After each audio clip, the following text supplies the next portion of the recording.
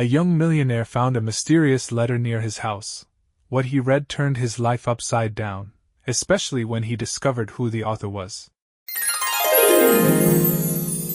In the heart of the city where wealth shimmered like glass towers and ambition never slept, there lived a young millionaire named Adrian Vale. At 29, he was a portrait of modern success, sharp suits tailored to perfection, a penthouse with floor-to-ceiling windows, and a schedule so full it left no space for anything unscripted. His fortune had been born in the fast-turning gears of tech startups and data empires, and now his name graced glossy magazines under titles like The Young King of Connectivity. He believed in logic, numbers, and control. Romance, unpredictability, softness, these belonged to a world he had outgrown. But it was on a rainy Tuesday afternoon, as he exited his chauffeured car in front of the Arden House, a building he recently acquired, that fate intervened. The wind was sharp that day, and the rain came in steady diagonal lines. People rushed with umbrellas snapping like sails, heads down, lost in the gray. As Adrian walked briskly toward the entrance, something brushed against his shoe, light, white, and soaked. A piece of paper, fluttering like a fallen leaf. Most would have stepped over it. But for reasons even Adrian could not later explain, he paused. It was a letter. The ink was smudged, the envelope half dissolved by rain, but still sealed. He picked it up, strangely compelled, and tucked it into his coat pocket, not knowing that his world had just taken its first step off its carefully drawn map. That night, back in the sterile hush of his penthouse, Adrian forgot the letter until he reached for his wallet and felt the damp paper still pressed against his side. He hesitated, then peeled it open. It was handwritten. The penmanship was slanted, swift, elegant yet wounded. I know I'm not supposed to feel this way, not anymore. But even now, when I see you pass by with your impossible smile and your unknowing eyes, something twists in me. You once asked why I left without goodbye. Maybe it's time I told you the truth. Not all debts are paid with money. Some are buried under silence. There was no name, no address, no recipient, no clear context. And yet, as Adrian reread the words, a strange ache stirred inside him. Who had written this? The letter had no stamp. It wasn't mailed. It was likely dropped. Lost. But where? By whom? He turned the envelope over. Nothing. Not even initials. But there, in the upper corner, almost invisible under the damp curl of paper, was a symbol. An ink-pressed impression. A pressed violet. Not printed. Real. Faint, delicate, dried into the paper itself. It triggered nothing familiar. And yet the mystery sank into him like an anchor. Adrian didn't sleep well that night. Or the one after. He had lived a life of predictable gains, of acquisitions and contracts, of metrics and margins. But this, the raw tremor of emotion caught in careful ink, the idea that it had been meant for someone, that it had been carried around, perhaps hesitated over, this was something else. And he could not let it go. The next week, he returned to Arden House, not for meetings but to walk the lobby, to observe. The building was old, restored, housing a strange mix of law offices, antique shops, and private flats. He asked the doorman casually if anything had been reported lost. Letter? The man repeated, brow furrowing. No, sir, not that I've heard. But people lose things here all the time. Umbrellas. Gloves. Sometimes the past. That last line wasn't meant to be profound, but it clung to Adrian like a riddle. The violet pressed into the envelope became an obsession. He took it to a botanist at the university under the pretense of research for a friend. The verdict, a wild violet, native to the region's forests, carefully dried and pressed. Not rare, but unusual in this context. Adrian ordered discreet background checks on tenants of Arden House. He justified it to himself with the ease of a man used to crossing lines for answers. Yet the profiles yielded nothing. No hint of letters. No debt of silence.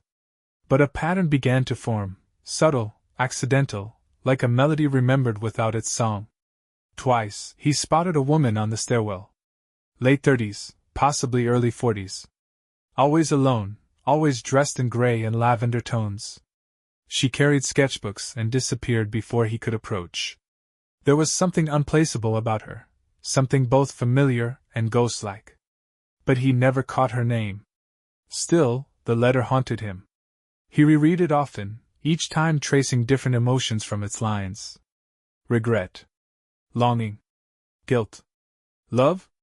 Adrian, who had never once believed in destiny, was now chasing shadows and pressed flowers.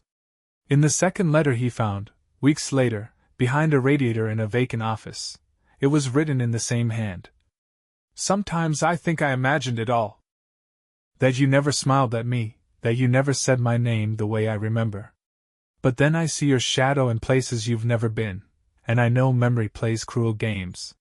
He clutched the page with a reverence usually reserved for relics. 2 letters. Same hand. Same emotional terrain. But no signature. Adrian began visiting Arden House every evening. He told no one. He stopped seeing his usual companions. Skipped charity galas. Ignored press calls. His assistant, worried, asked if he was ill. He simply smiled and said, "I'm looking for something." But deep down, he feared it wasn't something he was looking for, it was someone. And she was hiding in plain sight.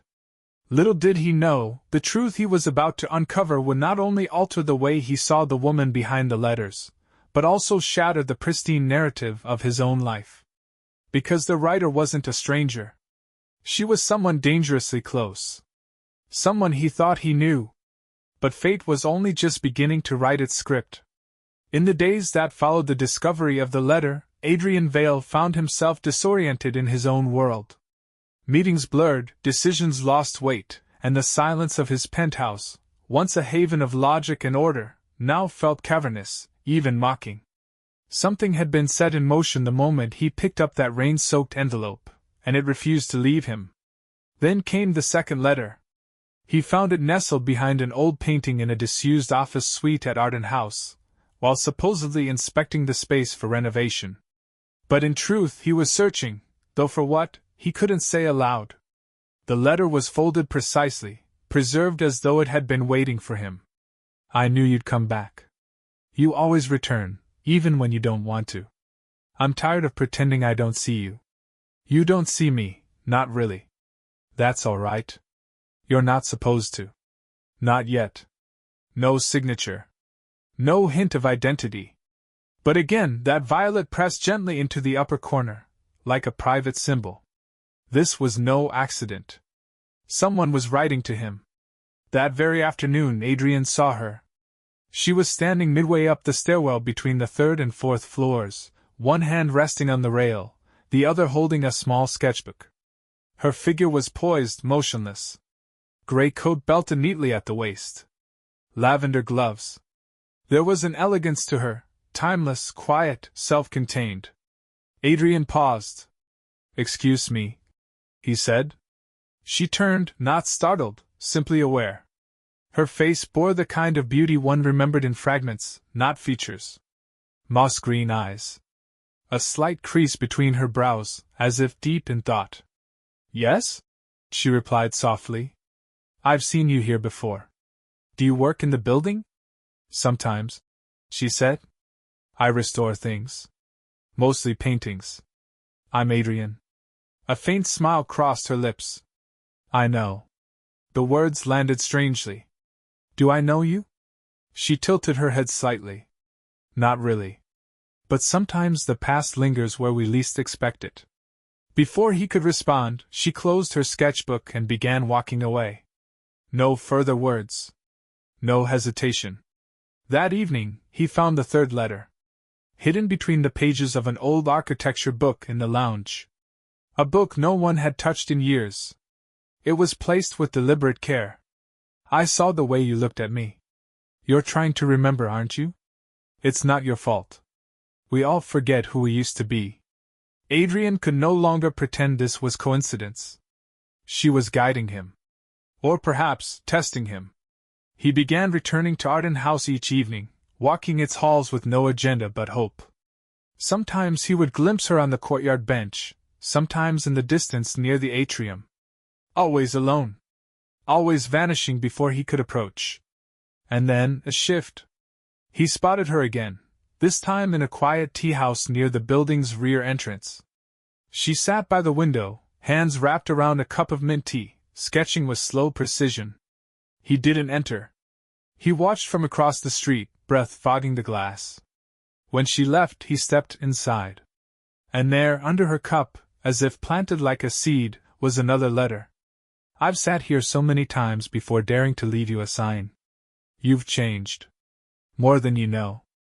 And still, I'm afraid to tell you everything. Not yet. It was signed, for the first time. E. He read the letter 3 times beneath the golden lamplight, heart pounding. A name? No. Just a letter. But it was enough. E. The sound of it echoed in his mind long after he returned home. He scoured tenant lists, contractor logs, even his personal assistant's records.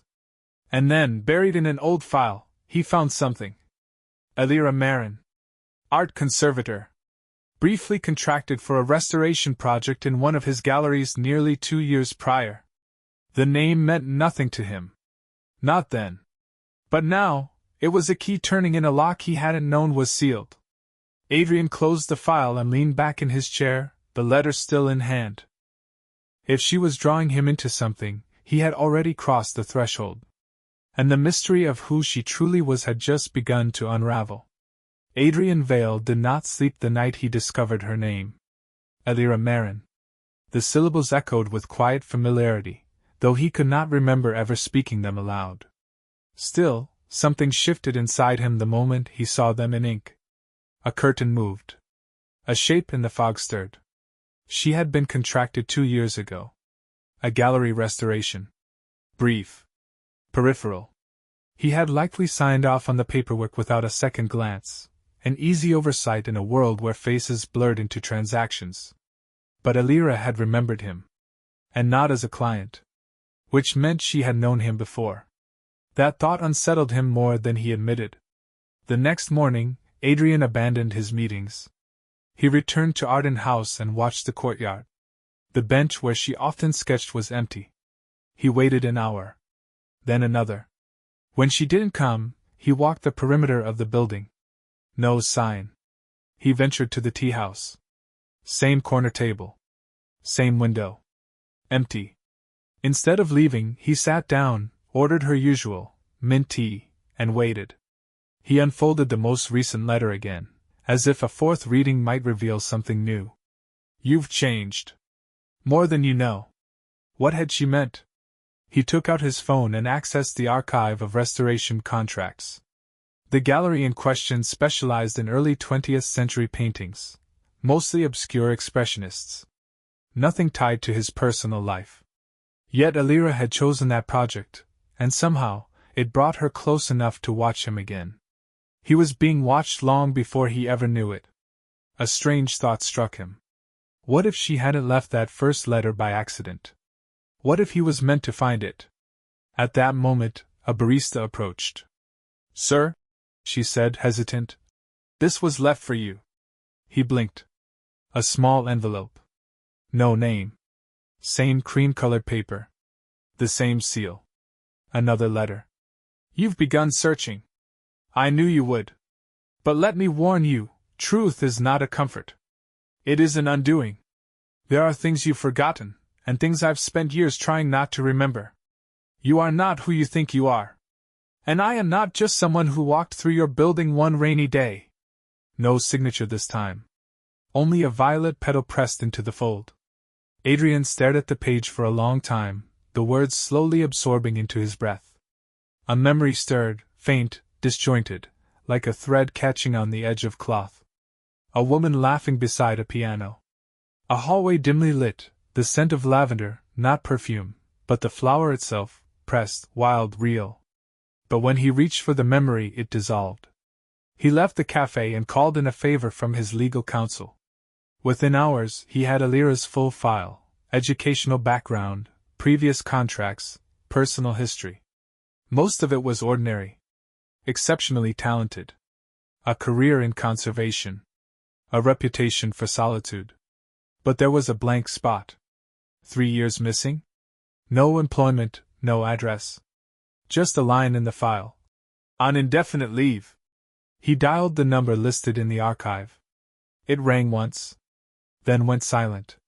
That night, as he stood at the window of his penthouse, watching the city blur into rivers of light, he noticed something strange on his kitchen counter. A folded page. Not there before. He walked over slowly. His pulse tightened. It was her handwriting. You left your office unlocked. I hope you don't mind. I didn't come to steal anything, only to return something. You once told me that forgetting is mercy. But I never agreed. I've remembered every hour. Every silence. Every time you looked at me like a stranger. The truth will reach you soon. I'm just not ready to speak it aloud. Not yet. He looked around the room. She had been here. Inside his home. She had crossed the final boundary. And the question now wasn't whether she was connected to his past. It was whether he had chosen to forget her. The letter on the counter remained where she'd placed it, untouched for hours after Adrian found it. Something about its presence, its quiet, unshakable certainty, unsettled him in a way he hadn't felt since childhood. This wasn't a game anymore. Elira had crossed the threshold of his sanctuary, not just physically, but emotionally. She had been inside the space he guarded most, the world he controlled. And she had done so unnoticed. He had cameras in his penthouse. Security systems. Retina locks. Yet no alerts had sounded. No footage captured her entry. She had known how to slip through. And more than that, she had known him. His patterns. His vulnerabilities. Enough to know where he'd look, what would unnerve him most. He reread the letter slowly. You once told me that forgetting is mercy. That line wouldn't leave him.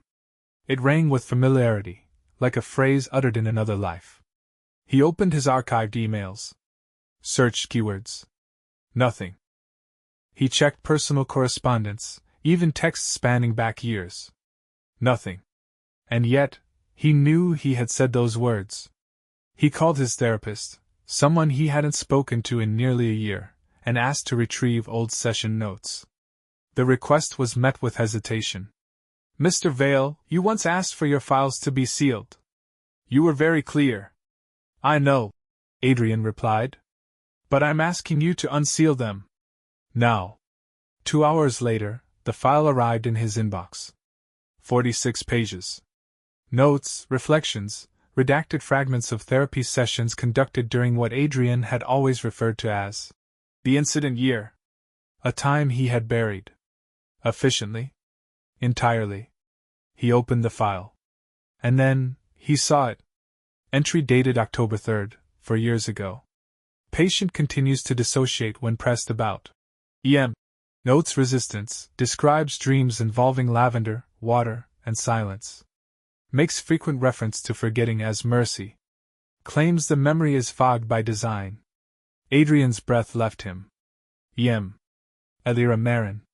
He had spoken her name. He had tried to forget her. Not naturally, but intentionally. He scanned further. Entry dated October 17th. Patient finally confirms EM was a significant presence during summer of year X. Details sparse. Admits emotional involvement, but shows signs of guilt. Repeats, I don't want to remember. I chose to forget. He stopped reading. Chose to forget. The words burned. Adrian paced the room in slow, controlled circles, as though walking could somehow connect the dots faster. What had happened that summer? Why had he buried it? He returned to his security feeds, desperate now. He pulled footage from the past 48 hours, watched every frame. At 3:12 a.m., the night before, a frame flickered. The lights in his study dimmed momentarily, an automated setting reset. And in that flicker, for barely 2 seconds, she was there. In the doorway. Elira. Face shadowed. Body still. Watching him sleep from across the room. Then gone. It was not terror he felt. Not intrusion. It was sorrow. She had been there. Close enough to touch. And she had not spoken. That night, Adrian did not sleep. He pulled out every file from his archives, contracts, personal letters, emails, photos. Anything from that forgotten summer. Everything he had tried to erase. And in the final drawer of a cabinet he rarely opened, tucked behind tax records and old awards, he found a photo. A group of people gathered in a field.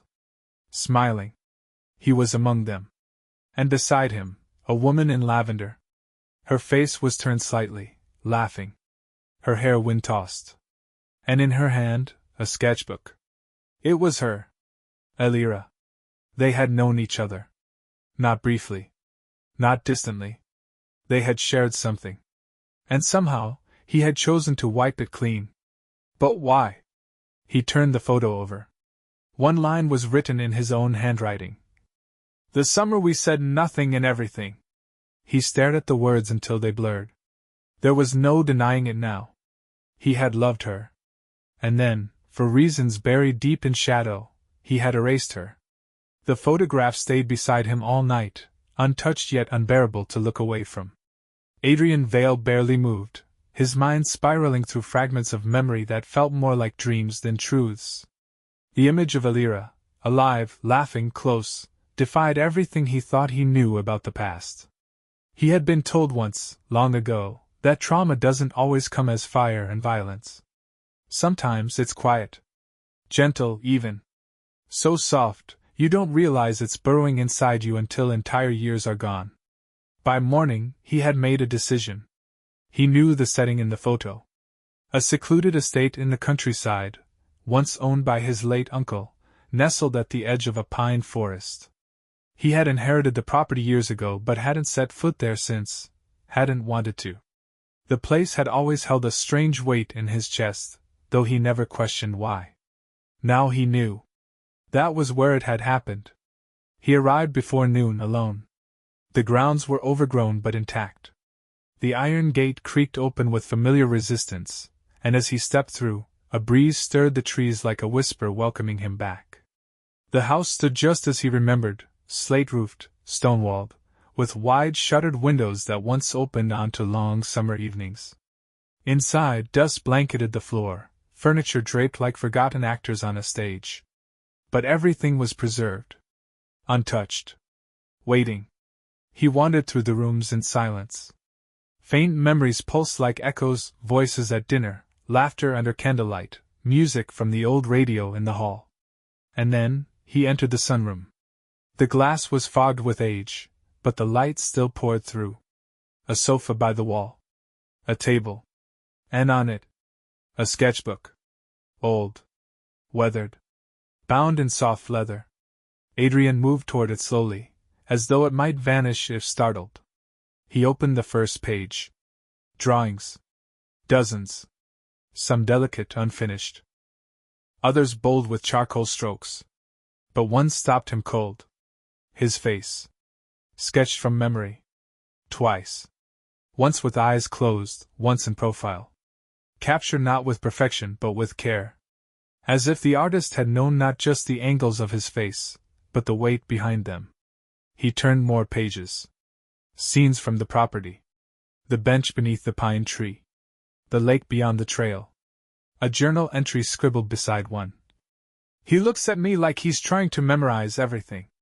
But I wonder if he'll choose to forget. Adrian's throat tightened. This was where they had known each other. This was where they had. He couldn't finish the thought. In the final pages was a single pressed violet. And beneath it, her handwriting. You asked me to leave that day. You said it was for my sake. But I always suspected it was for yours. What we knew, what we were, didn't fit in your world. You erased it with elegance. But I couldn't. He sat down, the sketchbook still open in his lap. He remembered now. Not the full tapestry, but enough threads to feel the shape of it. The summer they spent together, one he'd always thought was a haze of work and solitude, had been filled with her. With long walks. Shared silences. The kind of closeness that doesn't announce itself, only grows in quiet spaces. But then something had happened.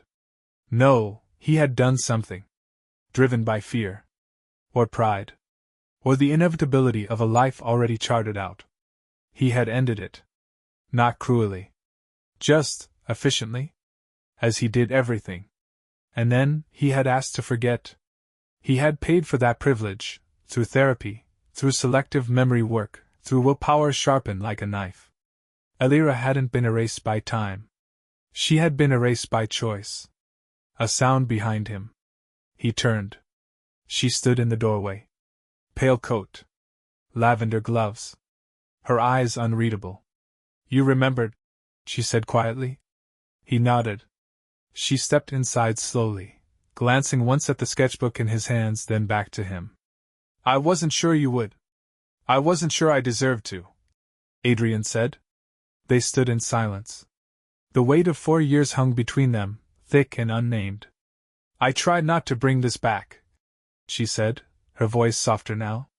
I tried to let you live the life you chose. But when I saw you again, when I realized you didn't know me, something broke.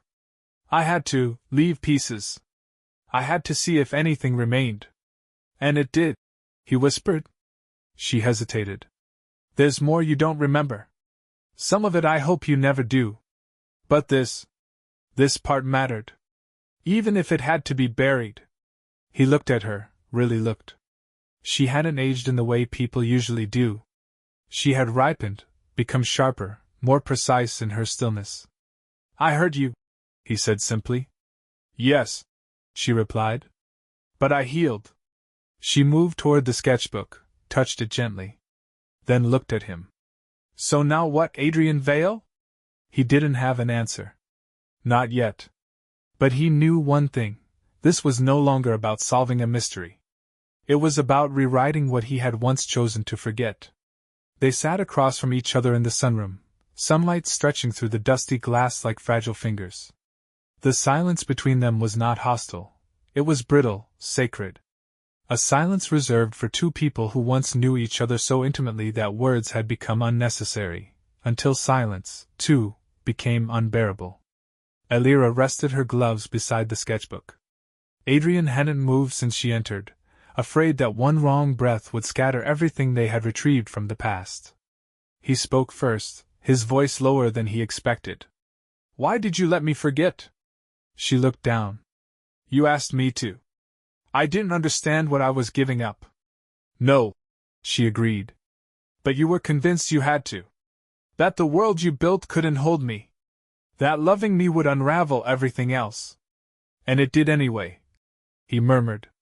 A faint, almost sad smile touched her lips. Yes. He leaned forward, elbows on knees. I need to know, all of it. What happened that summer? What I did? What we were? Elira hesitated. Not because she didn't remember, but because she remembered too clearly. We met at a gallery preview, she said slowly. You didn't even notice me the first time. I was in the background, talking about varnish and pigments while you worked the room. But the second night you lingered. You asked about a painting. And I told you it wasn't finished, because the silence between the colors felt too loud. A beat passed. You said you understood? Adrian could almost see it, feel the echo of that moment. It was like remembering a song he used to hum in sleep. You invited me here, she continued, gesturing to the walls. To this house. You said you wanted space away from the city? From ambition. From everything with sharp corners. Her voice softened. We stayed 2 months. I painted. You read. We rarely left. You said you hadn't felt that still in years. He could see it now. The fields. Her shadow moving across the terrace. A morning with her asleep, arm draped over an open book. All of it had been real. And then? He asked. Her eyes darkened. Then you got a call. A merger. Something with global stakes. I only remember what you said to me after. Word for word. She turned her gaze to the window, as if reciting something long memorized. If I keep you in my life, I'll lose everything I built. I don't know how to hold both. Adrian closed his eyes. I said that. She nodded. You said it with tears in your voice. But no hesitation. And I? You didn't ask me to leave. You made me feel like I'd never belong. There was no accusation in her voice. Just clarity. I tried to forget you because it hurt, he said. But I never thought. I never imagined I'd erase you completely. You didn't, she said. You buried me. But I waited. He looked at her sharply. Waited for what? Alira hesitated. A shift crossed her face, something that had nothing to do with romance or memory. It was fear. But not for herself. For the truth, she said quietly. There's something you don't know, Adrian. Something I didn't write in any letter. He straightened. What is it? She took a long breath. The summer we spent here, it didn't end the way you think it did. His heartbeat quickened. What do you mean? You don't remember the last day, she said. Not clearly. You were drinking. Angry at yourself? Angry at me. You said I'd made you weak. You drove off that night and crashed your car less than a mile from here. You weren't injured, but you were found unconscious. And you told the medics you didn't know your own name. Adrian blinked. His mouth went dry. That's not. You were taken to a private clinic, she went on. Your company covered it. You were stabilized in 24 hours, but you didn't want to see anyone. Not even me. Then why didn't I remember any of this? She met his eyes. Because you asked the doctors to suppress the trauma. You signed off on cognitive suppression therapy. They warned you it would blur more than pain. But you didn't care. You said, erase the part that made me forget who I am. His hands trembled. I was that part, she said. He stood suddenly, turning from her, breath shallow. You came back, he whispered. I never left, she said behind him. I stayed in the city. I watched you become harder. Sharper. The man you thought you had to be. And I waited. Because I knew one day, something would crack. He turned back to her, eyes red. And now? She stepped toward him. Now you've remembered. But there's still something else. Adrian's voice was barely audible. What? Alira reached into her coat and unfolded a slip of paper. A birth certificate. She placed it in his hands. He read the name. Then looked at her in stunned silence. Alira, is he? She nodded. Yes. He's yours. For a long while, Adrian Vale did not speak. The slip of paper trembled in his hands, not from the wind, but from something far heavier. A name he did not recognize. A date he couldn't recall. But beside father was written, in legal, inked permanence, Adrian Marcus Vale. The child's name was Caleb. He raised his eyes to Alira. She wasn't crying. She wasn't pleading. She stood with a stillness that made her seem carved from stone, not flesh. She had carried this truth for years, alone. You should have told me, he said at last, the words flat, thin. I wanted to, she replied, voice low. But you made a choice to forget me. And with that, you erased more than just us. He opened his mouth, then closed it again. There was too much. Too fast. He walked to the edge of the sunroom, staring out through the dust-blurred glass at the pine trees beyond. The wind stirred them gently, the way it had that summer, though he'd only now remembered it. How old is he? He asked, without turning. 3, she said. A slow silence stretched between them. You left me, he said quietly. You asked me to, she replied. And you didn't think I had the right to know my own child? She took a step forward, but her voice didn't soften. When you pushed me away, I didn't know I was pregnant. By the time I found out, you were already gone, into whatever version of yourself you needed to become. I thought about telling you. I almost did. Why didn't you? She hesitated. Because I was afraid you'd do to him what you did to me, turn him into something inconvenient. Something forgettable. Adrian said nothing.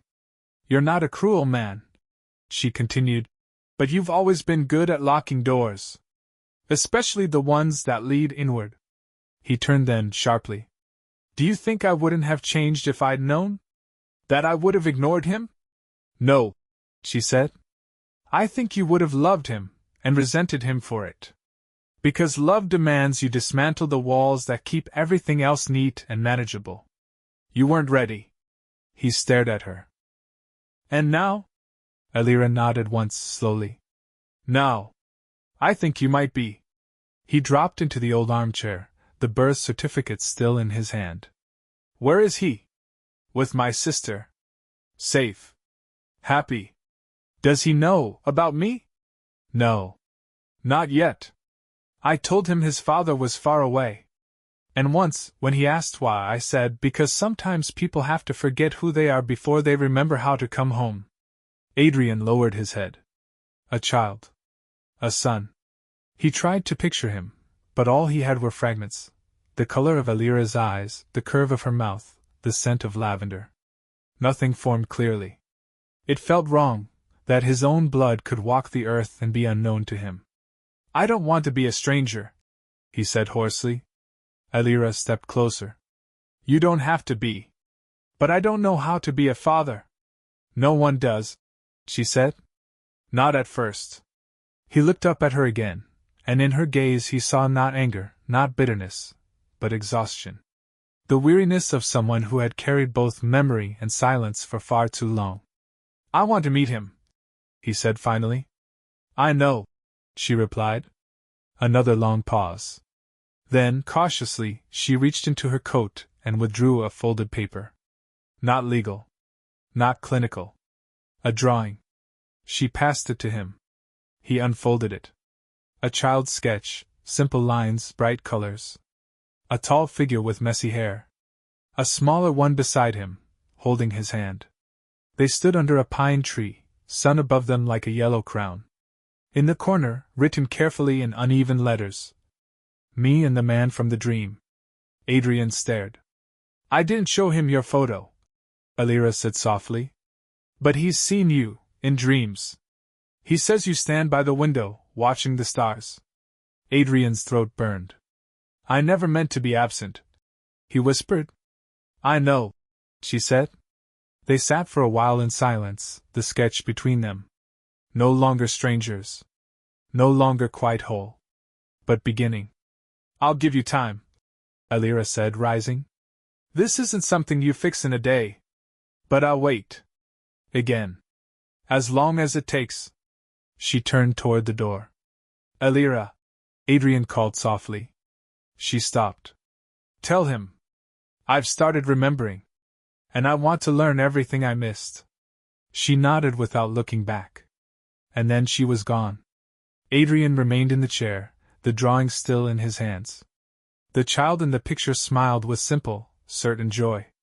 The man beside him, Adrian's figure, was nothing more than lines and color. But maybe, just maybe, that was enough to begin again. 3 days passed before Adrian found the courage to ask Alira for the meeting. The conversation was brief. Measured. No grand declarations. No pleas. Just two people who had crossed the chasm of silence now stepping cautiously toward a bridge either of them fully trusted. He loves the botanical garden, Alira said. There's a small one near the coast. Quiet. He thinks it's a forest. Adrian agreed without question. The morning came chilled and wind-soft.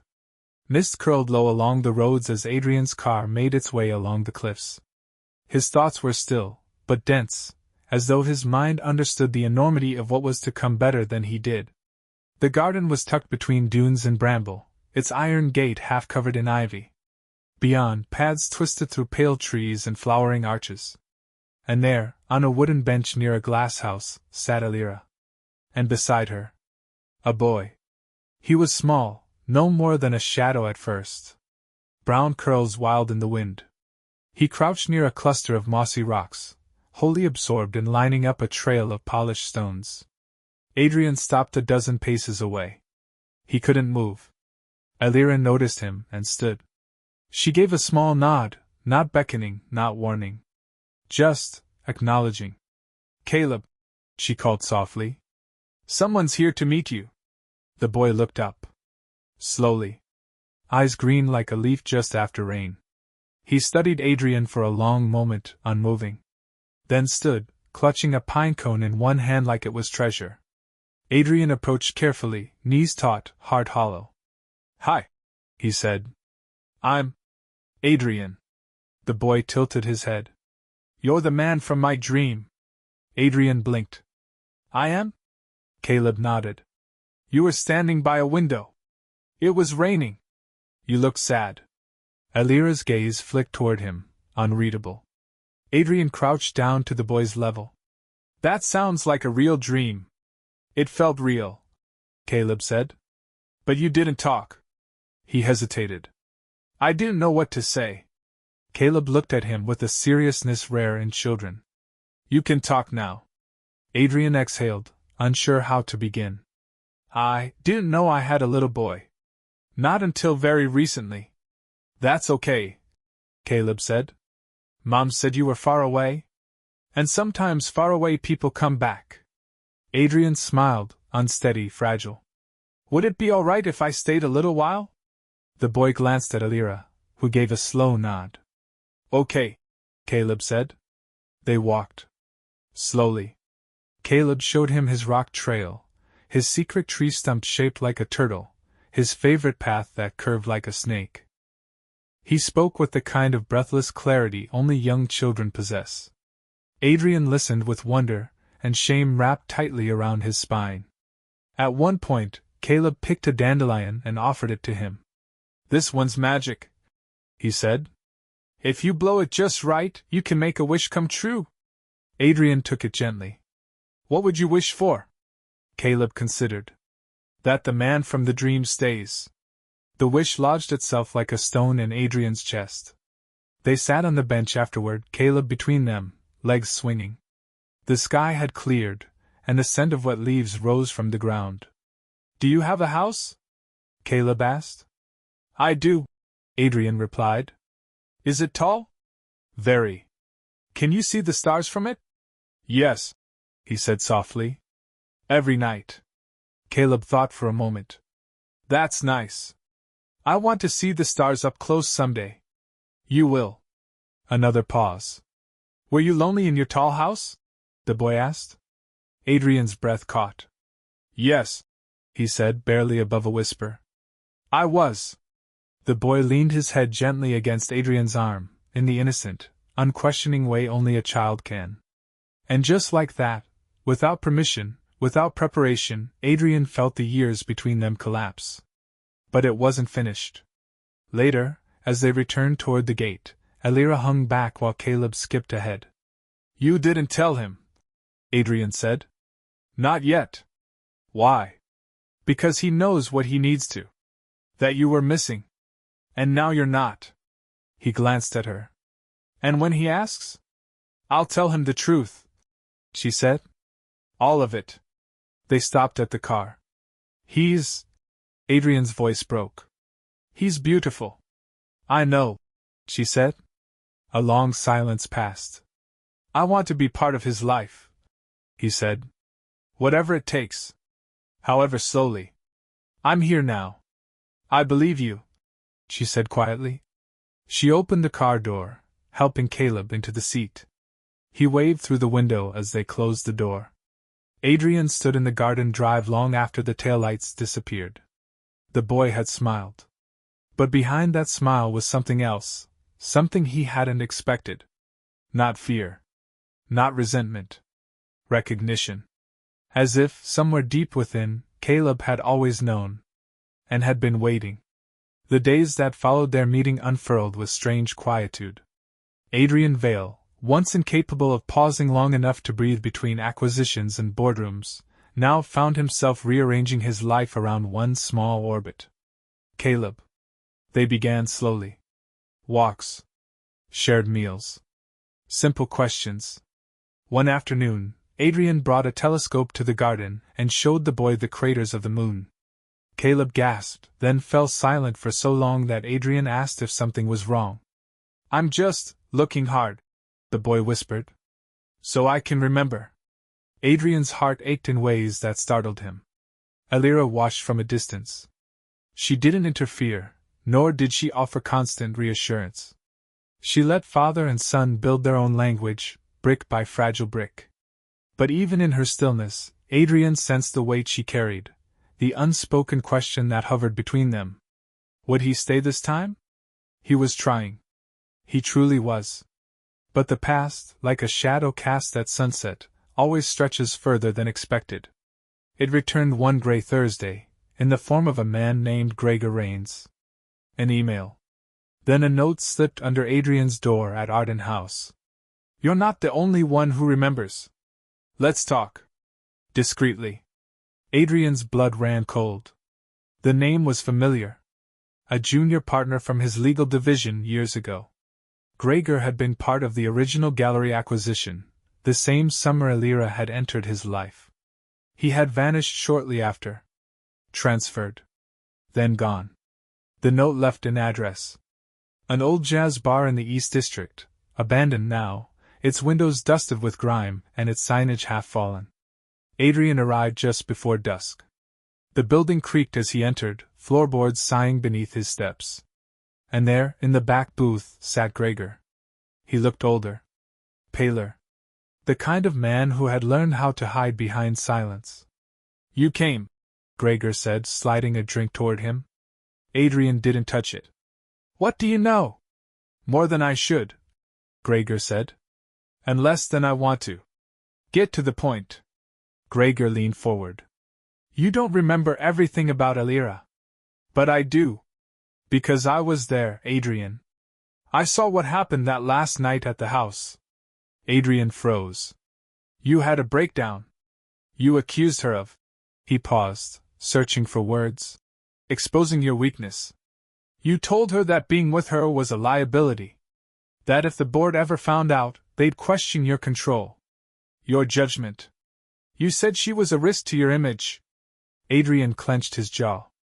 I don't remember saying that. Well, she does. And so do I. You fired me the next day. Told your people I'd breached protocol. But really, you were terrified I'd talk. Adrian sat back, numb. Why now? Gregor's eyes darkened. Because I know about the boy. Silence thudded like thunder between them. I saw her recently. At a gallery. With a child. And I put it together. Adrian said nothing. Gregor continued. You think she forgave you because she brought you back into her life? You think a few letters absolve you? No. She brought you back because you need to face it. Not the part you forgot. The part you chose to ignore. I've acknowledged it. Adrian said, barely able to raise his voice. I'm doing everything I can. Gregor shook his head. No. You're repairing your conscience. That's not the same. Adrian stood. What do you want, Gregor? But Gregor didn't answer. Instead, he slid a small black envelope across the table. Inside is a statement I wrote back then. Everything I witnessed. Names. Dates. Words. I never gave it to anyone. But I kept it. Adrian stared. You may want to keep it buried. Or you may want to give it to Elira. That's your choice. But if you really want to rebuild something, you need to stop pretending the damage was unintentional. Adrian picked up the envelope with a shaking hand. Why are you giving this to me? Because I'm tired, Gregor said. Of watching powerful men rewrite their legacies without reckoning with their truths. He stood, buttoned his coat, and left. Adrian remained alone in the booth, the envelope clutched like a confession. That night, back in his penthouse, he poured a drink and sat beside the unopened envelope for an hour. He didn't read it. Not yet. Instead, he picked up his phone and stared at Elira's number. He didn't call. He couldn't, not until he knew exactly what it was he had buried. The envelope sat on the table like a sealed fate. Adrian Vale circled it with his eyes for nearly 2 hours, as if proximity alone might allow him to absorb its contents without facing them. The city beyond his windows pulsed with light and speed, indifferent to his stillness. But within the penthouse, time was slow, unforgiving. He had built an empire by avoiding hesitation. But this envelope, this was not business. It was reckoning. Finally, with the air thick and breath shallow, he broke the seal. Inside 5 pages. Typed. Unmarked. Dated precisely to the final week of that summer at the estate. He began to read. Statement of Gregor Rains, legal advisor to Vale Holdings, dated August 28th. This is a personal and unrequested account regarding events witnessed between Mr. Adrian Vale and Ms. Elira Marin. The opening lines were factual. A recounting of a late evening, the setting sun, wine on the terrace. Then the tone shifted. At approximately 9:45 p.m., I overheard an argument escalating in the East Wing. I had returned unexpectedly to retrieve documents. Mr. Vale's voice was raised. Ms. Marin's remained calm. The following was said, as accurately as I can recall.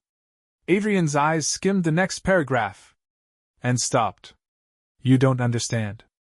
I can't be seen with you like this, not here, not now. I have a reputation to protect. You are asking me to choose between a life and a person.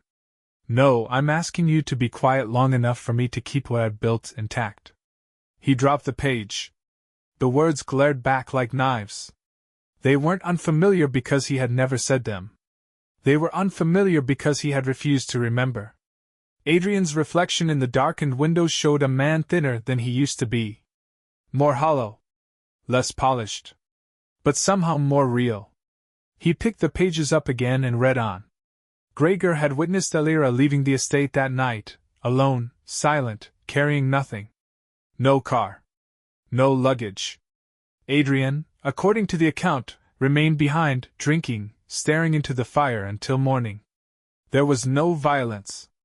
No cruelty in the conventional sense. Just precision. Cold. Methodical detachment. The weapon wasn't anger, it was dismissal. That had been the day he ended everything. And the next morning, he contacted a discreet psychological firm. One specializing in cognitive suppression, used most often by soldiers, accident victims, or public figures desperate to amputate private failures. He had paid a fortune to forget. And it had worked. Until Elira found him again. He leaned back, hand over his mouth. Outside, the city murmured. Somewhere, someone was celebrating a birthday, signing a contract, falling in love. And here he was, learning the full cost of becoming the man the world admired. He stared at the final page. Gregor's last paragraph was simple. If Mr. Vale is reading this, I offer no judgment, only a reminder. Memory is not the enemy. It is the thread from which our redemption is stitched. Adrian closed his eyes. For the first time in years, he felt the full weight of what Elira had carried. Not just abandonment, but invisibility. He had erased her without lifting a hand, only by the sheer force of choosing to forget. And yet she had come back. Not to punish him, but to give him the chance to see. He stood, grabbed his coat, and left. Midline horizontal ellipsis. It was late when he reached her flat. Not the one from the registry. A smaller, quieter space in the artist's district, bare walls, herbs drying on string, the scent of turpentine and rain. She opened the door before he knocked. As if she'd been waiting. Adrian said nothing at first. He simply handed her the envelope. She looked at it, then at him. A flash of sadness crossed her face, not surprise. She had always known what was inside. She just hadn't known when he would be ready to read it. I remember everything now, he said. Elira nodded. It's worse than I imagined, he added. Truth usually is, she replied softly. He stepped inside. I'm not asking for forgiveness. She looked at him with something close to exhaustion. Then what are you asking for? Permission, he said. To stay. To keep showing up. To do the work. Even if it takes years. She turned away, walked to the window, arms crossed. I don't need you to be perfect, Adrian, she said quietly. But I need you to stop hiding behind what you used to be. He stepped closer. That man, he was afraid. Of being loved. Of not controlling the terms. And now? I'm still afraid, he said. But I'm not running anymore. She was silent for a long time. Then she nodded, barely, but it was there. I won't protect you from the consequences, she said. I don't want protection, he replied. I want to be held to the truth. Another silence. Then, gently, she reached into the drawer and pulled out a photograph. Caleb. Smiling. Holding up a new drawing, this time of 3 figures. A child. A woman. And a man, his hand extended toward the others, not holding them yet, but reaching. I think he knew before we did, she said. Adrian took the photo and looked at it for a long time. I want to earn that place, he said. And this time, she didn't stop him when he stepped closer. Spring returned, slow and deliberate. The city shed its gray as if waking from a long illness. Trees budded. Light softened. Even the hard edges of stone seemed gentler somehow. So did Adrian Vale. He no longer lived at the top of the world. He had traded glass towers for something more grounded, a townhouse near the garden where he first met Caleb. It wasn't modest, but it breathed easier. Fewer mirrors. More windows. Elira had not moved in. She wasn't ready. But she no longer kept him at a distance, either. They spent weekends as a trio, hiking, drawing, watching clouds, and slowly, piece by piece, they stitched together a rhythm. Not perfect. But real. Adrian was learning to father. Not by instinct, but through listening. When Caleb tripped, he no longer ran to fix it, he crouched and asked what the boy needed. Sometimes it was just a hand. Sometimes silence. And Elira. Elira was watching him. Not with suspicion, but with caution born of memory. She had loved him once, and he had chosen erasure. But now, she saw the difference. This Adrian didn't lead with charm or certainty. He led with the quiet effort of a man who knew he'd failed, and meant to do better. But fate, as always, arrives uninvited. It came one morning in the form of a letter. Delivered by hand. No return address. Adrian opened it at the kitchen table, the smell of toast and watercolor paper thick in the air. Only one line was written inside. You buried one truth. But not all of them. And beneath that, a pressed violet. Adrian's blood turned to ice. He looked out the window instinctively. Nothing. He checked the street. The doorstep. No one.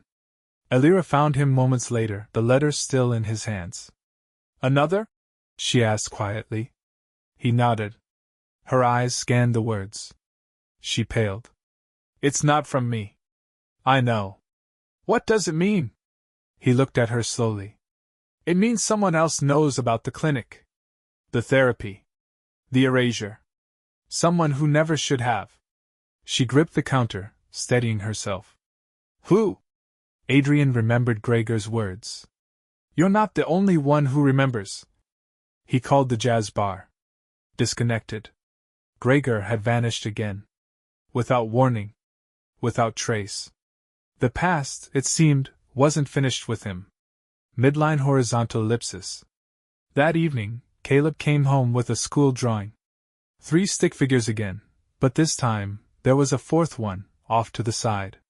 A man in black. No face. Adrian knelt. Who's this one?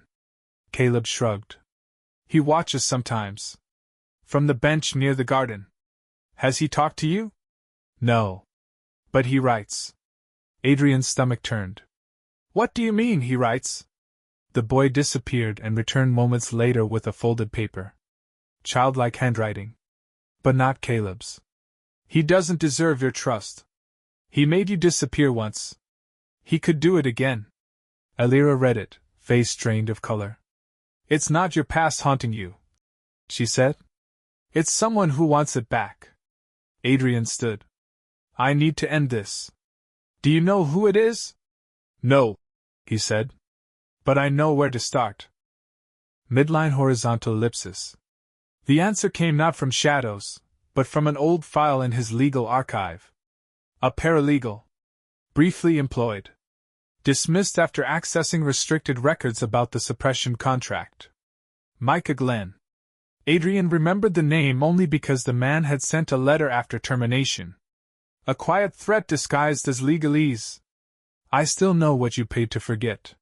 He tracked Micah to a rural cabin, living off-grid. They met at dusk. I'm not here to fight, Adrian said. Just to end it. Micah looked older now. Bitter. You erased her. I saw the file. And now you waltz back into her life like nothing happened. I didn't waltz. I crawled. Micah laughed once. And what do you want me to do? Forgive you on her behalf? No, Adrian said. I want you to stop watching my son. That silenced him. You don't know what it's like, Micah muttered. To love someone who chose someone else. To watch them get destroyed by that choice. Adrian blinked. You were in love with her. I still am. The silence was final. I'm not here to punish you, Adrian said. But if you come near Caleb again, I'll make sure you never see daylight from outside a cell. Micah didn't answer. He simply turned and walked into the dark. And that was the end of it. Midline horizontal ellipsis. Weeks passed. Spring leaned towards summer. One evening, as Caleb drifted to sleep under a sky full of stars, Adrian and Elira sat on the steps in quiet. He held a violet in his fingers. Still afraid? She asked gently. Always, he said. But now, not of remembering. She smiled faintly. Then maybe you're finally becoming who you were meant to be. They said nothing else. Above them, stars turned quietly. Below, a child dreamed without fear. And between the woman, the man, and the boy, there were no more secrets. Only seasons. And beginnings.